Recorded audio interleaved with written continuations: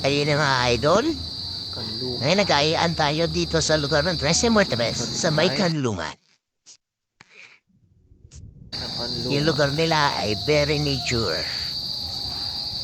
Pagpasok mo pa lang sa area nila, Paano? bubungad na sa inyo ang magandang kapaligiran. Ang hilig ka.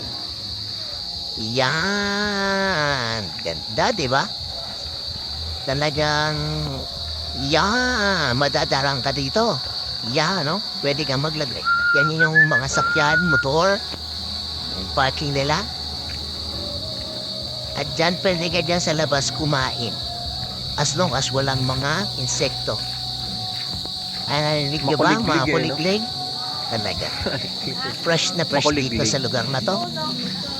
Makalakap ka ng sariwang hangin. Anong orderin mo?